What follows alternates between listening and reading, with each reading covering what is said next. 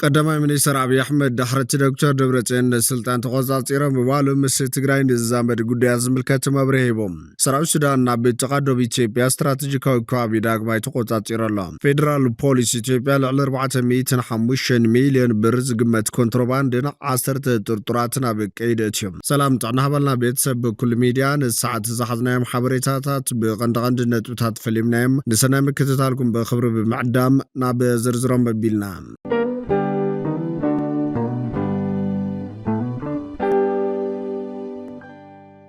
ቀዳማይ ሚኒስትር አብይ አሕመድ ድሕሪ ዶክተር ደብረጽዮን ገብረሚካኤል ስልጣን ተቆጻጺሮም ምባሉ ምስ ትግራይ ንዝዛመድ ጉዳያት ዝምልከት መብርሂ ሂቦ ኣሎ። ቀዳማይ ሚኒስትር አብይ አሕመድ ሃገራዊ ዘተ ዝካየድ ዘሎ ኣብ ሕገ መንግስቲ ሃገር ብዘይገደብ ግዜ ተቐሚጡ ዘሎ ስልጣን መራሕቲ ሃገር ንምግዳብ ምዃኑ ገሊፆም መንግስቲ ስልጣን ብሕጊ ተገዲቡ ሕገ መንግስቲ ክመሓየሽ ኣብ ዝሓተሉ ዘሎ ኩነታት ኣብቲ ሃገራዊ ዘተ ኣይንሳተፍን ዝበሉ ኣካላት ድማ ወቂሱ እዚ ወቀሳ እዚ በቐጥታ ነታ ብትሕቲ ቁፅር ሕወሓት ዘላ ትግራይ ምዃኑ ይዝሕበር ዘሎ ኣብ ክልል ትግራይ ዕማማት ክካይድ ዘይከኣለ ኮሚሽን ምክክር ኢትዮጵያ ኣብ አዲስ ኣበባ ዘካየደ ኣኼባ ካብ ሙሉእ ክልል ትግራይ ዝተውፅዐ ብፅሒት ዘለዎም ኣካላትን ኣብ ዝተፈላለዩ ክፋላት እቲ ሃገር ዝርከቡ ተወለድቲ ክልል ትግራይን ከም ዘሳተፈ ብፀብፃቡ ጠቂሱ እዩ። እቲ ቀዳማይ ሚኒስትር ነዚ ዝተዛረበ ሃገራዊ ኮሚሽን ኢትዮጵያ ትማሊ 7 ጉንበት 2018 ዓ.ም ፀብፃብ ፈፃፅሙ ኣብ ዘቕረበሉ እዋን እዩ። ኣብቲ ስነ ስርዓት ቀዳማይ ሚኒስትር ኢትዮጵያ ሓዊስካ ላዕለዎት ሰበስልጣን ፌደራል ክልላትን አባላት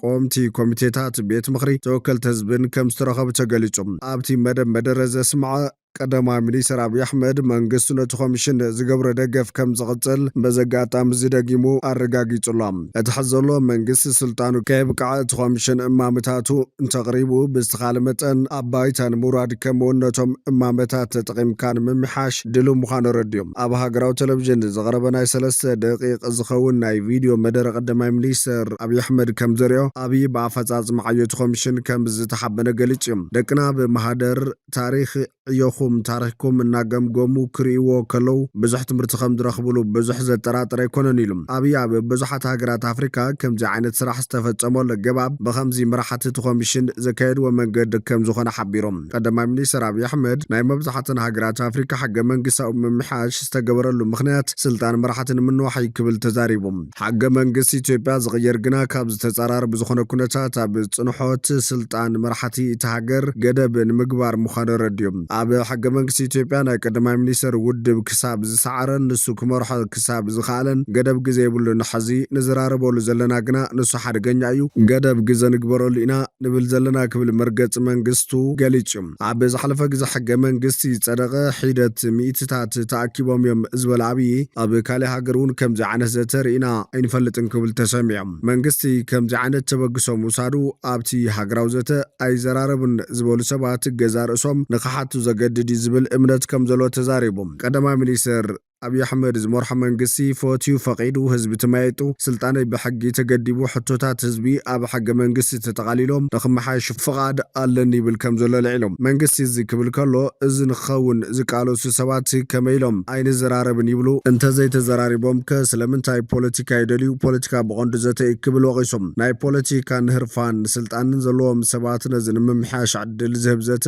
ካብ መንግስትን ላዕሊ ሕጉሳት ኮይኖም ክሳተፉ ዝነበሮም ይመስለኒ ኢሎም። እዚ እኳ እንተኾነ እዩ ሃገራዊ ኮሚሽን ዘተ ካብ እኹል ንላዕሊ ድሌት ኢትዮጵያ ክምልስ ዝኽእል ልዕሊ 900 ኢትዮጵያውያን ዘሳተፈ ምዃኑ ተዛሪቦም። ካብ ዝተላዕለ ድማ እንሓስቦ ለውጥን ጽገናን መሰረት ዘንጽፍ ይመስለኒ ክብል እምነቱ ገሊጹ። ሃገራዊ ኮሚሽን ዘተ ኣብ 1234 ወረዳታት ሃገር ዕውታ ኣጀንዳ ናይ ምእካብን ምልላይን ዕዮ ከም ዝፈጸመ ኣብ ዘቕረበ ፀብጻብ ገሊጹሎ በዚ ዕዮ ድማ 93 ሚእታዊት ሃገር ከም ዝሸፈነ ኣፍሊጦም። ኣብ ዝቕፅል ሃገራዊ ኣጀንዳታት ከም ዝሰርዕን ሃገራዊ ዋዕላ ዘተ ከም ዘካየድን ኣፍሊጦሎ። ብሃገር ደረጃ ብስምምዕ ዝተበፅሐሎም ውፅኢታትን እማምታትን ተፈጻምነቶም ከም ዘመቻቹ እውን ተገሊጹ እዩ።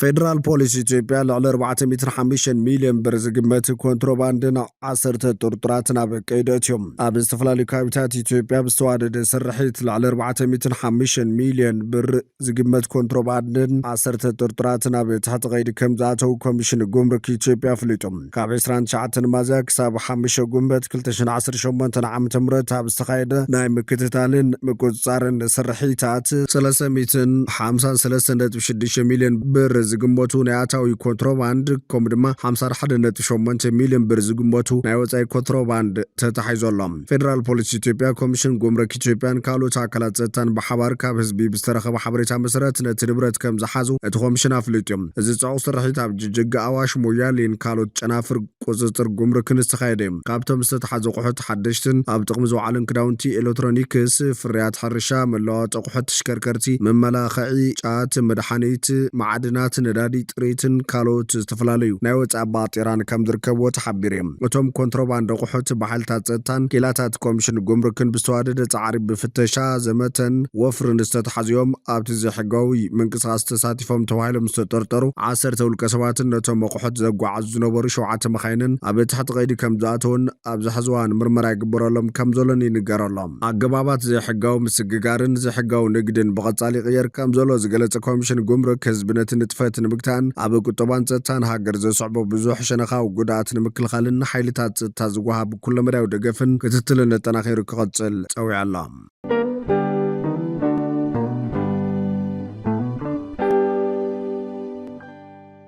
ሰራዊት ሱዳን ናብ ተቓደቢ ኢትዮጵያ ስትራቴጂካዊ ከባቢ ዳግማይ ተቆጻጺሮም ሰራዊት ሱዳን ሓይልታቱ ኣብ ክፍለ ሃገር ሰማያዊ ኒል ከባቢ ኮር ሓሰን ካብ ሓይልታት ቅልጡፍ ደገፍ ከም ዝመንዛዕን ነቲ ስትራቴጂካዊ ከባቢ ተቆጻጺርዎ ከም ዘሎ ገሊጾም እቲ ሰራዊት ኣብ ዘውፅኦ መግለፂ ምስ ሓይልታት ቅልጡፍ ደገፍን መሻርክቶም ዝኾነ ምንቅስቓስ ሓርነት ህዝቢ ሱዳን ሰሜን ድሕሪ ዝተኻየደ ከቢድ ውግእ ነቲ ከባቢ ከም ዝተቆጻጸሮ ኣፍሊጦም ኣብ ልዕሊቶም ኣመፅቲ ዝበሎም ምልሻታት ከቢድ ጉድኣትን ክሳራ ናውትን ከም ዘብፅሓ እውን ኣብ መግለፂ ሓቢሮም ከባቢ ኮር ሓሰን ሰራዊት ሱዳን ነታ ናብ ደቡብ ኢትዮጵያ ትቐርብ ከተማ ኩርምክ ዳግማይ ንምቆጻር ዘቕርቦ ብምዃኑ ጂኦ ስትራቴጂካዊ ኣገዳስነት ኣለዎም ኣብ ዝሓለፉ ሰሙናት ብሰንኪት እንዳሓየለ ዝኸይ ዘሎ ግጭት ካብ ሓያሉ ከባቢታትን ከተማታትን ክፍለ ሃገር ሰማያዊ ኒል ብኣሽሓት ዝቑፀሩ ሰባት ክመዛበሉ ከም ዝኽኣሉ ጸብጻባት ይሕብሮም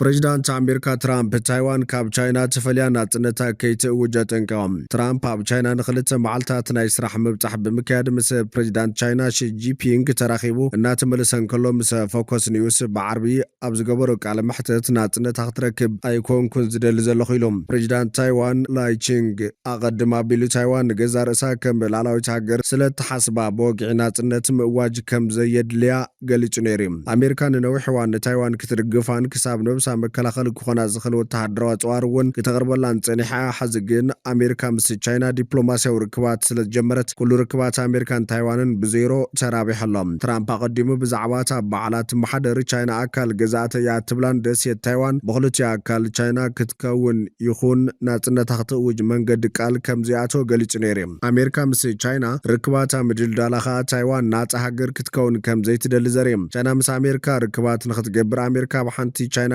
من قدم كنا تقريبا كتكون كم تخلون يقمتهم ቻይና ንፕሬዚዳንት ታይዋን ዘለዋ ጽልኢ ኣብ ዝተፈላለዩ ጋጣምታት ክትገልጽ ጸኒሓ ብዙሓት ታይዋናውያን ሃገሮም ናጽነታ ከያወጀት ምስ ቻይና ኻ ከይተሓወሰት ክትቀጽል እዮም ዝመርጹም ትራምፕ ምስ ፎከስ ኒውስ ኣብ ዝገበረ ቃለ መሕተት ኣሜሪካ ብጉዳይ ታይዋን ዘለዋ መርገጺ ካብ ናይ ቅድሚ ሕዚ ዝተፈለየ ከም ዘይኮነን ከም ዘይተቐየረን ይገልጹም ይርድአኩም እንተሃሊ 15289 ኪሎሜትር ተጓዒዝና ኢና ክንዋጋ እዚ ኸኣ ኣነ ኣይደለንየ ንሶም ታይዋናውያን ርግእ ክብሉ ዝደሊ ቻይና እውን ርግእ ክትብል ዝደሊ ኢሎም ትራምፕ ብነፋሪት ካብ ቻይና ናብ ዋሽንግተን እናተመለሰን ከሎ ንጋዜጠኛታት ኣብ ዝሃቦ ቃል ጂ ብዛዕባ ታይዋን ብዙሕ ከም ዝተዛረቦ ብምግላጽ ጂ ብዛዕባ ዛ ደስየት ናብ ናጽነት ዘምርሕ ዝኾነ ዓይነት ምንቅስቓስ ክርኢ ኣይደልን ኢሎም ማዕኸናት ዜና ቻይና ኣሜሪካን ቻይና ናብ ዝገበሮ ዝርርብ ሕቶ ታይዋን ኣታ ኣዝዩ ኣገዳሲ ጉዳይ ብምባል እዚ ብግቡእ እንተዘይተታሒዙ ክልቲአን ሃገራት ማለት እውን ኣሜሪካን ቻይናን ክጋጭዋ ይኽእላየን ናብ ኩናቱን ከኣትዋ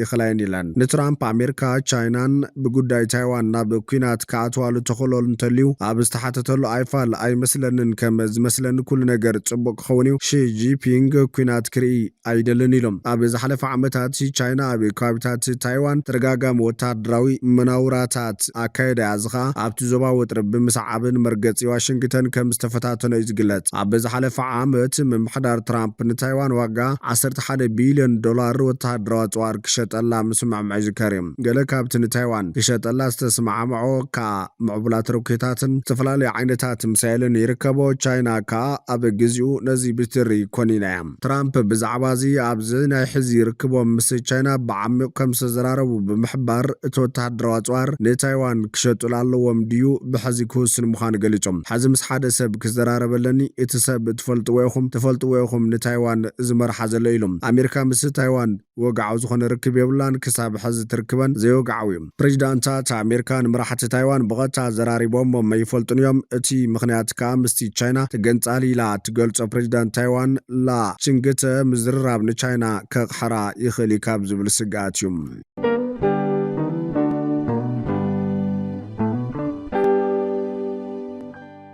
ፍትዋትን ክብራትን ቤተሰብ በኩል ሚድያ ንሰዓት ዝሓዝናዮም ሓበሬታታት ነቶም ክትከታተልዎም ዝጸናሕኹም ይመስሉ ነይሮም ንሰናይ ምክትታልኩም ብምምስጋን ናብ ዝቕጽል ብኻልኦት ሓበሬታታት ክሳብ ንራኸብ ንምድለዋትና ላይክ ሼር ንሚድያና ሳብስክራይብ ብምግባር ቤተሰብ በኩል ሚድያ ይኹኑም